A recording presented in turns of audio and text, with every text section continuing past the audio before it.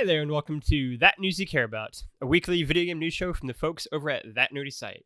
Today is Monday, March 15th of 2021. Beware 14th? the Ides of March. Yeah, okay, 15th of 2021. The Ides of March, like Trevor Starkey said, from my possible favorite Shakespeare play, Julius Caesar.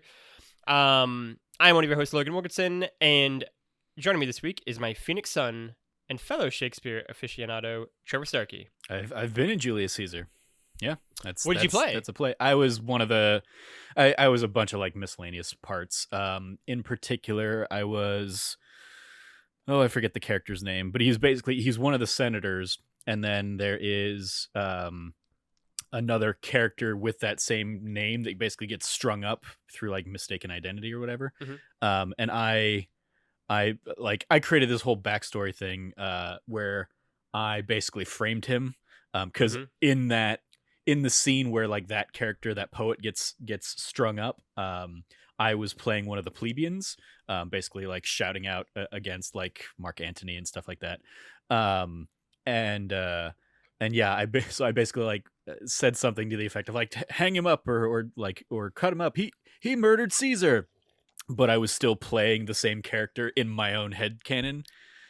Not at all any kind of direction from the director, who was just he was terrible. It was a terrible production overall. You and I have talked about it a little bit, where it was I mentioned it was set in the Civil War era, and our Mark Antony was a black man, which says something very specific when you set that play in that era. But the director had no interest in like examining that as a thing. So yeah, it was a. Like I basically got cast as like one role, and then like I showed up, for the first read, and they're like, "Hey, you're also going to play this person, this person, this person, and this person." So I think I was like 5 different people throughout the course of the show, be it like soldiers and random things like that. It's interesting. One of my favorite things. This is to the listeners out there about Trevor Starkey is that he creates such like just for himself such great backstories on all of the characters he plays, and every time we mention a play he's in, he's got one ready, and every single time I've always loved them. And when we were in Phoenix a few years back together in particular, we just spent, again, every night we were up until like 4 a.m. basically, but like we spent one night just going through like all these different Shakespeare plays that he'd been in, and he had his like character arcs ready for each and every one of them, like their background stories and everything. Yeah, Julius Caesar, real good play, I think. Yeah, so I looked it up. It was I played Cinna, who is one of the senators that basically stabs him, and then Cinna the poet gets basically strung up by the people in a rage, in a fit. And the thing about Cinna the senator is he has a very distinctive walk. Like one of the when he walks on stage. I remember this. Point, I remember you telling this part. Yeah. The other one of the like Cassius, I think, says, "Hey, that's Cinna. I know him by his gait." So I had like this very pronounced limp. Yeah. That I then carried with me as I was the civilian and basically like playing that role. So I was basically pretending that I was Cinna undercover as a plebeian to shout at the people. And that was like just for me. Nobody ever noticed it, and yeah, like the director never even like paid any attention. It was just like, hey, he's saying his line, whatever. But when I made my entrance and exit as that character, I still had that same limp, just as a like my own little backstory there. But that has nothing to do with anything we're going to be talking about today. That has nothing to do, but it's very good, fascinating Caesar glimpses into productions of that. Stay tuned for our next episode of the Shakespeare podcast. But on this podcast, we are unfortunately not talking about Julius Caesar. We are talking about some big, finally finished news. Microsoft has completed the sale. That was quick. The acquisition of Bethesda. I'm looking at the Verge article over here from Tom Warren, which also mentions that Microsoft now has 23 game studios as well. Quote, Microsoft has finished its $7.5 billion deal to acquire ZeniMax Media, the parent company of Doom and Fallout studio Bethesda Softworks. The finalization comes just a day, waste no time here, after Microsoft secured regulatory approval from the EU for the acquisition and will now bolster the company's first-party Xbox studios up to a total of 23, end quote. Trev, this was all the rage last week, including in patented video game podcast fashion, breaking almost right after we finished recording the episode last week. Yeah. If you recall in last week's episode, I kind of alluded to that the like EU approval that they had received that day. And so I was like that. So the deal's probably imminent. It's probably going to happen anytime soon. And then sure enough, the next morning after we'd recorded the thing, they announced that they had completed that acquisition. And then our episode went live the next day. So just given the timeline of when we record versus when it goes live. So yeah, it was one of those like, well, like I was already when I woke up to that Bethesda Xbox tweet, I was like, well, I'm already kind of like processing in my head the joke that I'm gonna make about us talking about the wrong acquisition on last week's show. So what are your thoughts? I mean, it's finally done. It's been started since September. They announced it, I believe. So yeah, what do you think of Microsoft officially purchasing Bethesda? So a couple things I want to point out. One thing that like just I think people without any kind of like business acumen understand is when they announced their intention to acquire Bethesda, like there are a whole bunch of regulations and guidelines that keep them from like making their plans, meeting any kind of official thing. Like Xbox still had to exist as Xbox and Bethesda still had to exist as Bethesda for antitrust purposes and stuff like that. So, and I went through back a job ago, like right at the beginning of that job, I kind of dealt with as a client, a big merger that was happening that like the two parties, reinforced that point that they couldn't really sit down and discuss things until, the ink had dried basically. Cause they wouldn't want somebody like Sony to come out and be like, hey, this is antitrust and blah, blah, blah. And so they reinforced that a little bit in their kind of roundtable that they did last week, where they basically said like, hey, like the deal is finalized, and so now we can really start like hammering these details home. And obviously like they still had a working relationship as Xbox and third party Bethesda, so they could start kind of like putting things into place, like all of the games coming to Game Pass and stuff like that.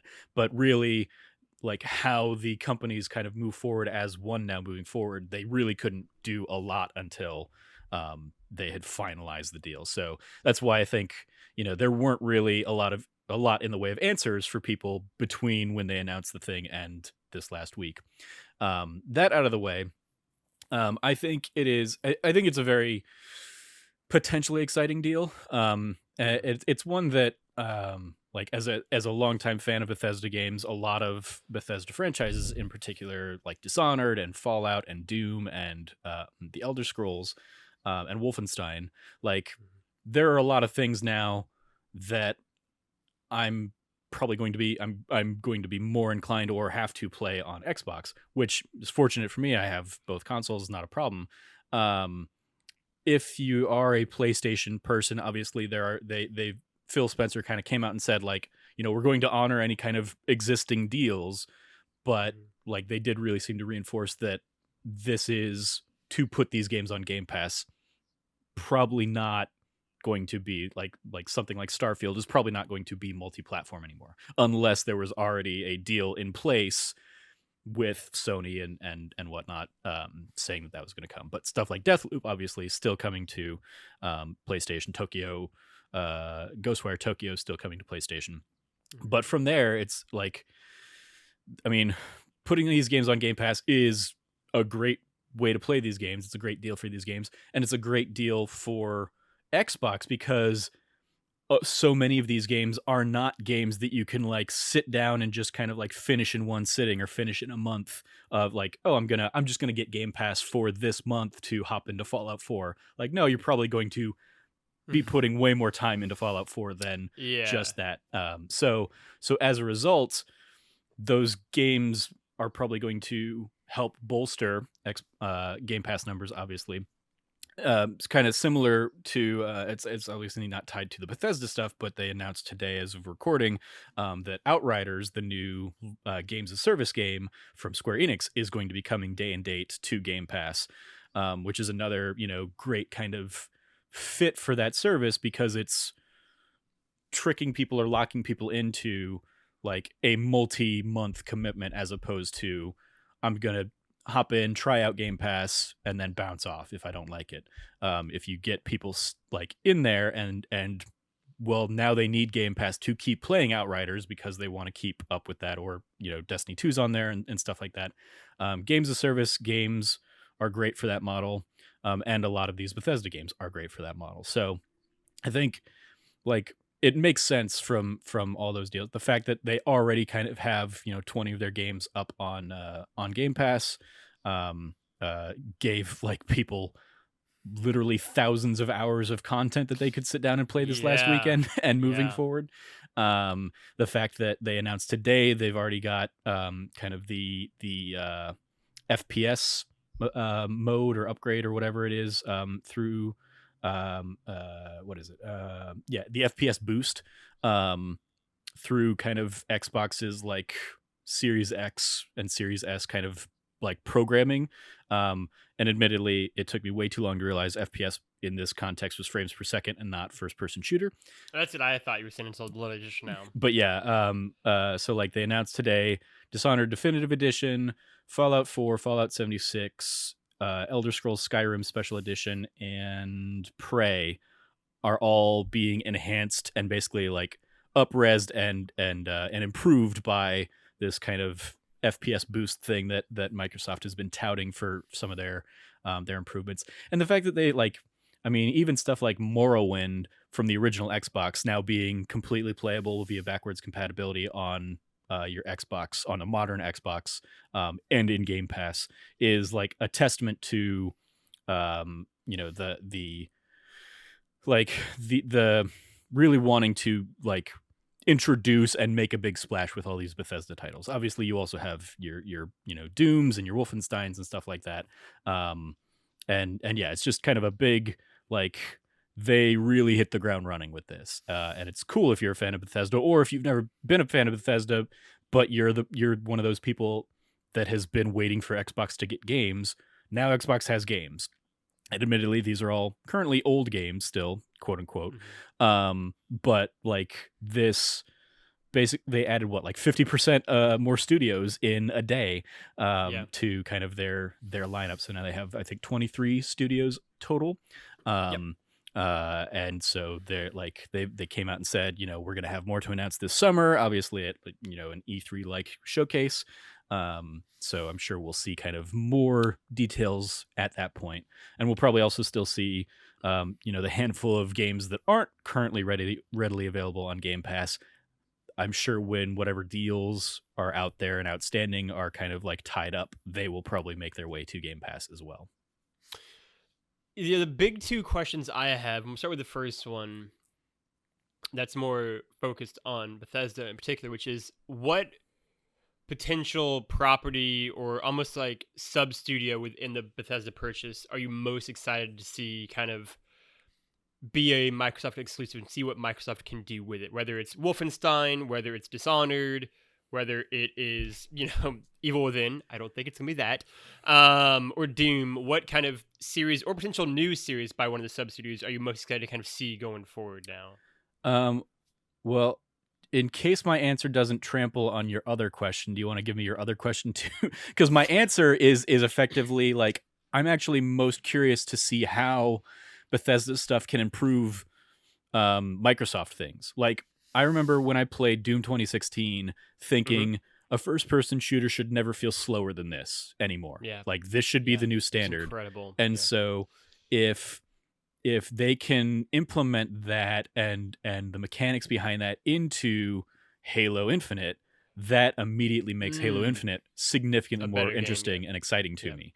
And now because all of those developers are under the same kind of roof, they can more readily and more easily share a lot of those resources and that just information and expertise. I watched the roundtable that they did today. They did it last week, but I sat down and finally watched it today.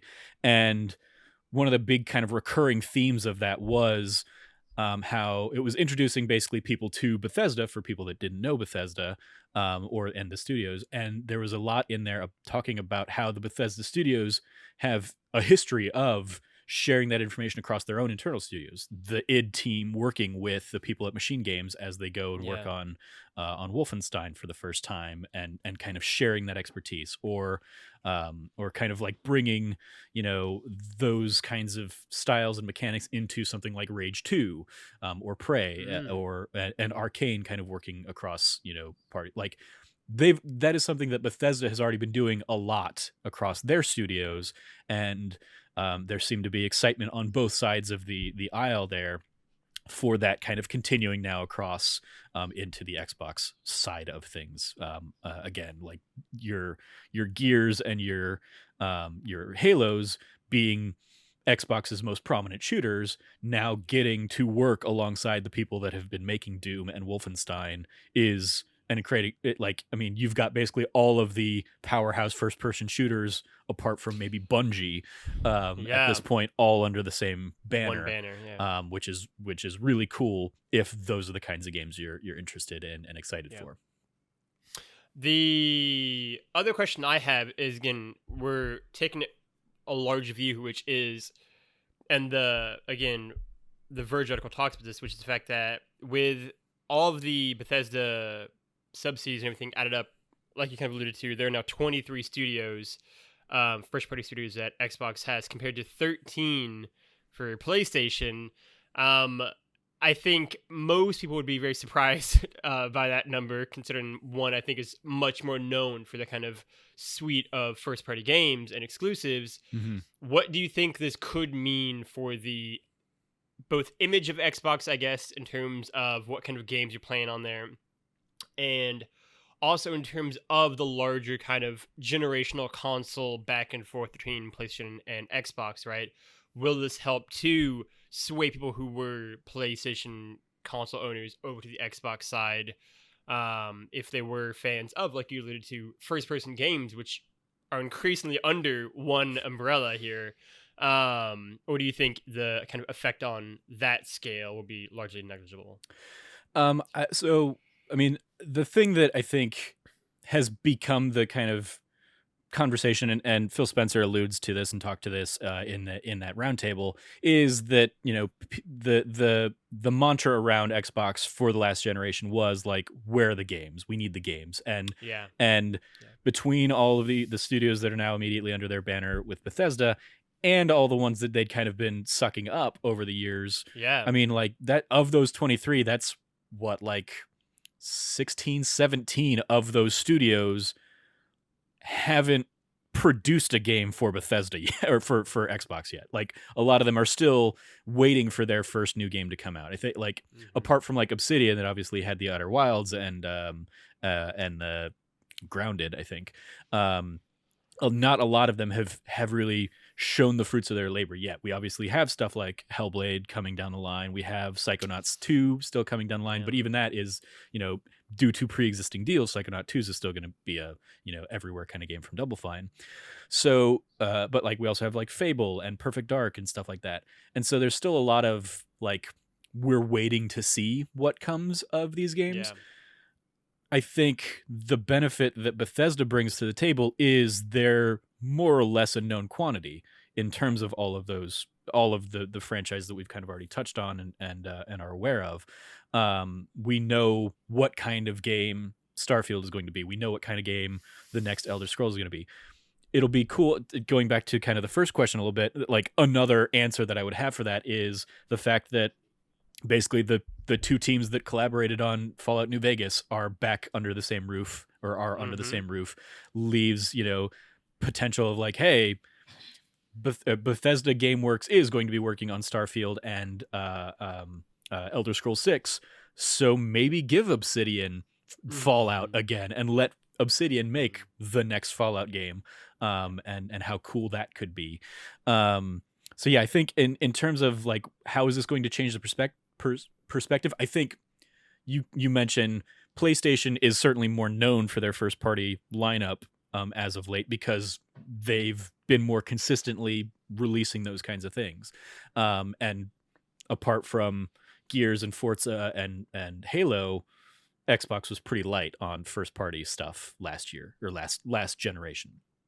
So it was very much a rebuilding generation for them, and we kind of still have to see where that goes, what the quality of that output is going to be. The fact that they have been comfortable enough to push Halo until it's right, until they get it fixed, be it if it comes out, this fall or beyond that, also leads me to believe that there's a high potential that, the next Bethesda games we see won't necessarily have all of the trademark bugs because they will want to produce a more polished product. The fact that that's a good point. Bethesda doesn't necessarily have to, assuming, it is Xbox only and keeping it in that ecosystem. If they don't have to develop for PlayStation and Nintendo Switch or other SKUs, they can kind of focus more efforts on that. And it's, that's a great point. Obviously we see single party, platforms usually aren't stretched as thin with that kind of regard. So I think that's where a lot of like the promise is for the future of Xbox and Bethesda kind of joining forces in that regard. I think that's a great point. And I wonder too, and I'm curious what your thoughts are, and you kind of touched on it a little bit too, where it is they've had so many studios now that I feel like Xbox is buying something new every other week. But like you touched on, so many of them haven't had their first game out yet. And the balancing act of wanting to get the quality right and make sure it's a good end product, because if you have 23 studios, but 20 of them put out not great games, then you just have 23 studios that aren't really doing anything for you here. Mm-hmm. I mean, like some of the games that I like, even as we're talking about it, I thought of that I didn't initially are, your State of Decay. That game came out to, middling response. Sea of Thieves has definitely a dedicated audience, it's but a dedicated, it's not, it didn't come out. Fortnite. It didn't blow up. Yeah. It not that it's not Fortnite even, but like, it's not Ghost of Tsushima. It's not Last of Us Part 2. It's not Spider-Man. It's like they seem to be really kind of hitting that sweet spot of like, these are good games, and good games can help sell Game Pass. And especially, if it's I wouldn't pay $60 for this game, but I'll play it on Game Pass and try it out. Like the big takeaway I've gotten from Xbox in the last week or two, I mean, actually last year or two, or how even longer than that even, is like Game Pass is the number one thing they want to sell people. Yeah. They want to get people in that ecosystem, because once you're in, you have to actively like pull yourself back out of it. I think of, how many months I've had Hulu where I've not actually sat down and watched something for Hulu, but I've been paying the, $6 a month or whatever it is. Househunters International on Hulu. There you go. So yeah, I think like that's what they want. They want to get people in the door with Game Pass, and by just kind of like throwing all of these things at it, it just makes Game Pass that much more of like the best deal in gaming, as they kind of, as a lot of people kind of keep saying. So I think, and presumably all the future games that we'll see from Bethesda Studios, as well as any of their other first parties, will continue coming to Game Pass day and date, and make that $15 price point that much more enticing compared to, I mean, like even if Elder Scrolls 6 comes to PlayStation for whatever reason, they decide to go ahead and like not make an exclusive thing, it's a way better deal to buy a $15 a month subscription of Game Pass versus hopping in and paying $60 or $70 for it on my PlayStation 5. So I think like there's a ton of selling points to the deal that work in Microsoft's benefit, and then also into Bethesda's benefit. One of the real big takeaways I had from the roundtable conversation, apart from the big quotes of like, we're putting these games on Game Pass, and that's that's the big thing that a lot of places were talking about, is so much of the conversations were focused on the culture of Bethesda as well as the culture of Xbox, and it seems to be a very compatible kind of culture. Yeah. Xbox has, with a lot of these studios, kind of come in and said, like, we're not coming in to shake things up. We're not coming in to like change things. We wanted you because we like the culture you guys already have. We like the products you guys already put together. So we just want to help you do that better. And in a lot of ways, that'll probably be like Xbox taking off overhead or stuff like that. So they can focus on, whatever crazy thing Todd Howard wants to put into the next game. Yeah. So yeah, I think there's definitely a lot to be excited here. Yeah. At the same time, there is that caveat that we see with like Disney gobbling up all IPs and stuff like that. That what is the end game of the war between properties? Like obviously we touched on last week, Epic buying Mediatonic. So like you've got Epic acquiring studios. You've got basically like at some point there won't be third-party publishers anymore because they'll all be gobbled up by somebody else. It's only a matter of time before somebody says, "Hey, Ubisoft, here's a bunch of money. Come make all your games for us," be it Sony or Xbox. And the continued consolidation of this means, the consumer base at the end of the day loses out on choice, which isn't great. But hopefully something replaces that, be it value, be it better products, be it something.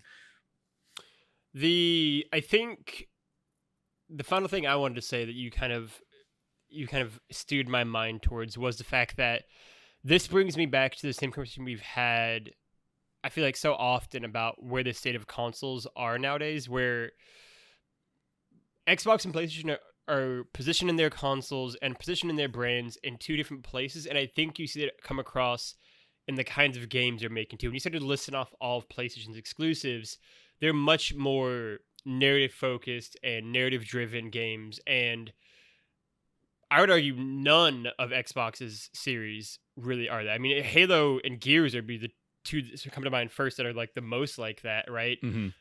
Pre this purchase. And so they're much more focused on kind of these larger multiplayer focused games, bringing people in, spending stuff time on years after the game come out in Forza's case, or Halo's case in terms of its multiplayer, and much more focused on like that community aspect of it versus Sony delivering these kind of like standout single player focused campaigns. And I think that the purchase of Bethesda could really complement where they're maybe lacking in that regard, right? Whereas you're going to get Wolfenstein games, you're going to get Doom games that either don't have multiplayer or that's not the main focus of this game, right? Even Arcane Studios, like that's not known for the multiplayer focused kind of things. And that could really complement the kind of multiplayer competitive focus side of things Microsoft does really well. And so I'll be really curious again, like so much in the last year, where we will be like 3 years from now in terms of what Microsoft, when like you start hopefully seeing some of these games to come out, where they're looking at in terms of what Microsoft Studios and what Microsoft first party games and the quality we're getting out of them looks like. Yeah. Any final thoughts on it all, Trev? I just wanted to, so you asked me kind of a couple questions. I wanted to throw them back to you. Like are there any of those franchises? Like obviously like I've been thinking about this for the last week and realizing like you don't have an Xbox. Does any of this like entice you to get an Xbox, even a Series S for, $300 to hop in and play any of those games? Or because I mean like the real thing that I'm thinking of is like a lot of these games speak to, especially on like the RPG side of things, they speak to a very particular type of audience. And I don't count you among them of like the Skyrims and the Fallouts necessarily. But if the next Doom game or the next Wolfenstein game is Xbox only, are you gonna like try and wade into that system somehow? Or are you gonna like try and do it on PC? You're gonna try out xCloud. What does that really look like for you? For me, right? Because we've talked before about legitimately like a really big one for me is the fact that Hellblade, the next Hellblade game, like I'll need an Xbox, and I'm not playing anything on PC. That's not Emily's way. Basically, that's about all my laptop can run at this point. And so I think that was already something that was out there, right? Like Hellblade legitimately is known for being my game of the generation for last generation, and so its sequel is something I very much want to play. it's less the Fallouts and the Skyrims and like the Elder Scrolls, that kind of stuff, and more of, yeah, I mean, the next Doom game is something that like, yeah, like I would really want to check that out again, right? And like the next Wolfenstein game, I liked the first one a lot. I did not like the second one at all, but like I still think that is a super talented team there, right? And then a big one for me actually is Arcane, right? Like as someone who's never played a Dishonored game, but has been told that I would really dig that series and that kind of aesthetic and vibe, and who is all about everything involving Deathloop. I'm just totally on board for that. That's another one that's really making me be like, well, maybe I do get like, in a year or two, hopefully it's even cheaper, like a 250 or something like that. And then, yeah, like that's not a bad price at all to snap it up and play those games, right? Like it definitely is something that does make me much more like, well, what if I do it, right? And also, it's also the nature of like what we do and the fact that we cover games. I want to be able to cover, I already have a Switch and I have a PS5. I might as well just get the last one. But yeah, it for me, I think the beauty of the Bethesda purchase for them is that it covers such a wide breadth of games. Whether it is like these like super RPG heavy focused ones, or that it is like the first person shooter ones, or whatever there is, whatever the hell Arcane does, right? This like wonderful kind of genre of games kind of all spread out across this one studio and sub studios. And so I think it's a really smart purchase because it's one that I'm excited about it for one reason, and Scott White from IP would be excited about it for a very different reason because of the games that are involved, right? And you're excited about it for potentially another reason as well. Like it covers so many different games that I think it's a really compelling potential deal for them on that aspect of it. So it definitely makes me more curious to potentially look at getting an Xbox down the road. Mm-hmm. Yeah, like I mean, personally, I've been like itching to go back and replay something like Fallout New Vegas or something like Skyrim. Yeah. And I could, boot that up on my PC and or I can, pick it up on PS4 or PS5 rather. Or I already subscribed to Game Pass. Right now I've been enjoying like replaying the Mass Effect games because of Game Pass. So yeah, maybe my next thing is like, hey, I am gonna just start up a new save in Skyrim and just have fun going around stabbing dragons and stuff like that. So yeah, I think there's a ton of potential out there. Are there any? I mean, like even like Dishonored is one of the series I really love and is one of those that I will absolutely shout from the rooftops. That is one of the kind of like forgotten gems almost of the last generation. It like I would say it's a forgotten gem, except like people like me will not let anybody forget it. Like we will shout that this was a great game and just not enough people played it. And so like I have the platinum for the first game and the second game and Death of the Outsider. So I have all three of those platinums, and I'm like tempted to just be like, well, like Death of the Outsider isn't on Game Pass yet, but I could still hop in and play through those first two games and just go in and like get 100 or 1,000 achievement points on those. And maybe I'll sit down and do that when we reach kind of another lull where I'm just like not in the mood for whatever else is in front of me. So I love that like all of those things are like I had downloaded Rage 2 at some point when it was on Game Pass before, and I never got around to playing it, but it's back on Game Pass, and I was like, maybe I'll hop into that. I want to say like it came out around the same time as like Fallout 76 or something, or maybe like Far Cry New Dawn or something. It came out like around the same time as like one of those other like post-apocalyptic kind of crazy games. So I never like bothered with it, but if it is another one of those games, it's like a solid 7 or 8 that's just fun to hop in and go nuts with. Maybe that's something I'll spend some time with. Yeah, I'm very excited to play through Dishonored. I know I love those games. That could be a really interesting, that nerdy like Let's Play series if we can figure out how to do that. But with that said, the other piece of news is much smaller, much more intimate, and much more focused on just our own personal aesthetic taste.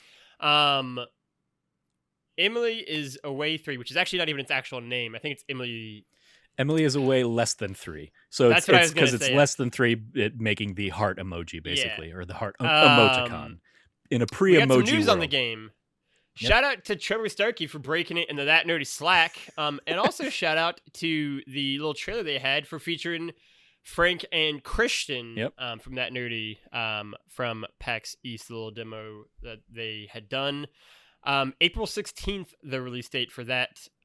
Very excited. Trevor, weirdly enough, despite being a big Emily's Way fan, I believe, probably only the fourth most excited for this game at the site. I love the concept of the games. I've just never actually sat down and played them through. I've only ever played them at PAX. So I've played, the first chunk of each of the games pretty much at this point. And I would say, I love the idea behind it. I love the feeling of nostalgia I get. And this one obviously taking place on Face Nook because AIM is, done now in 2008 or whatever when the game is set.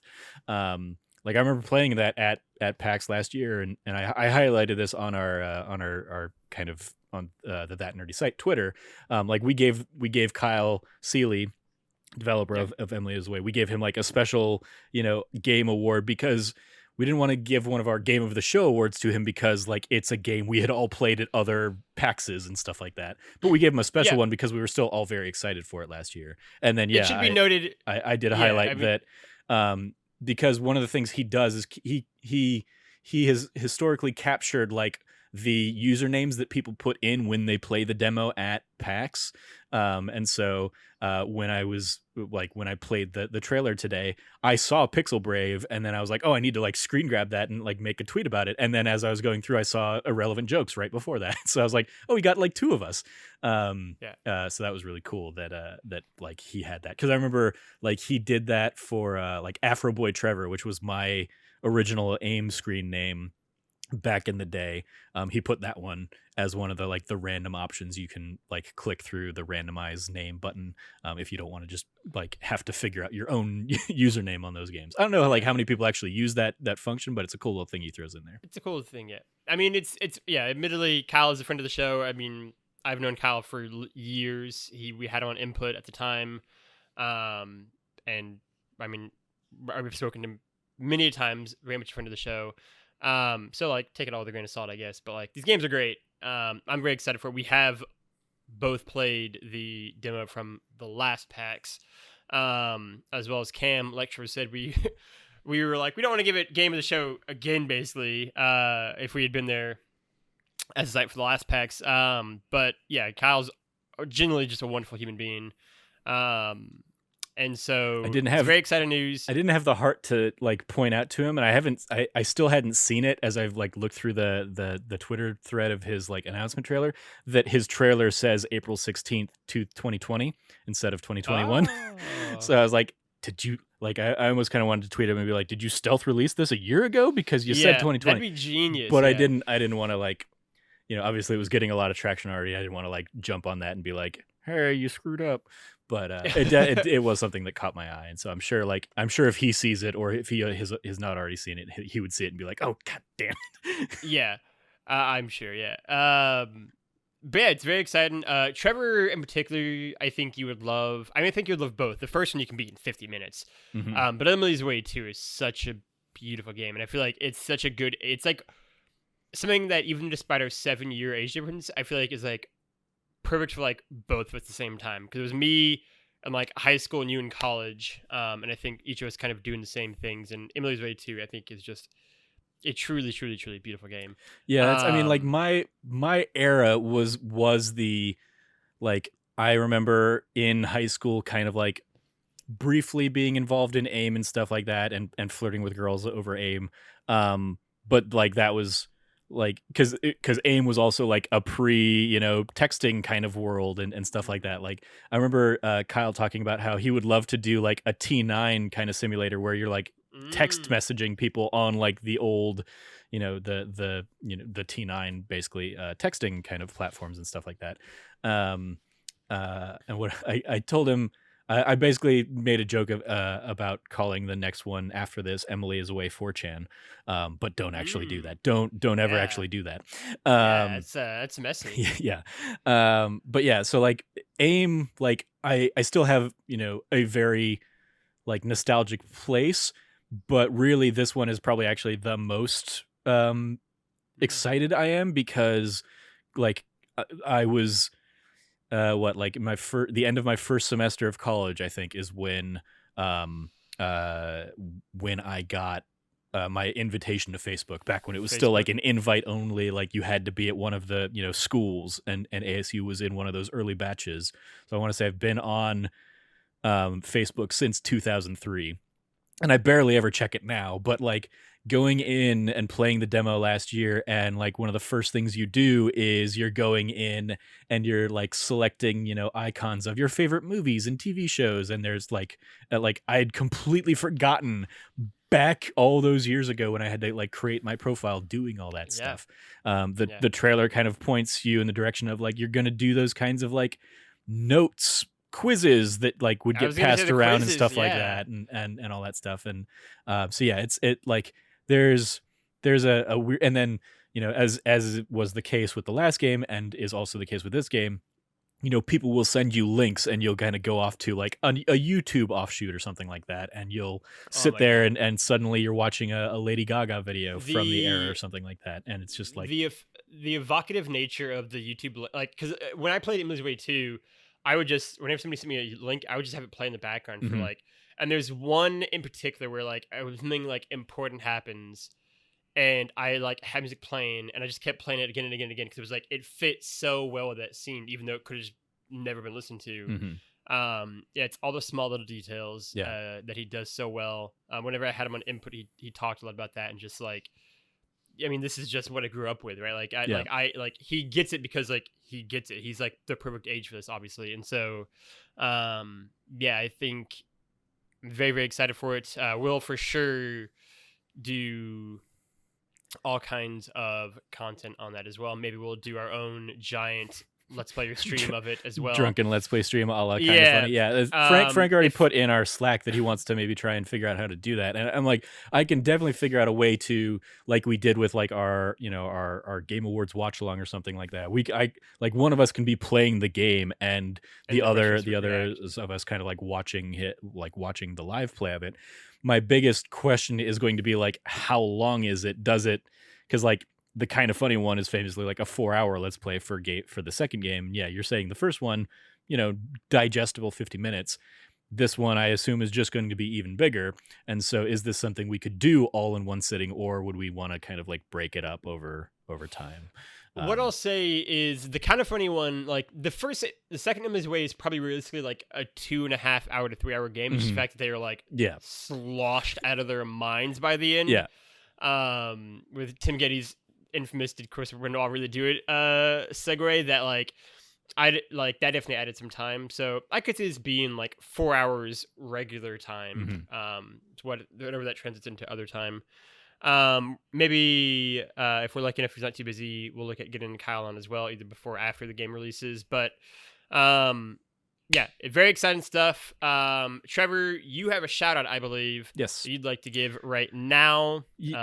Yes, not our traditional shout out of giving out an article or a video or something you should check out, but I want to give a shout out to Andrea Rene.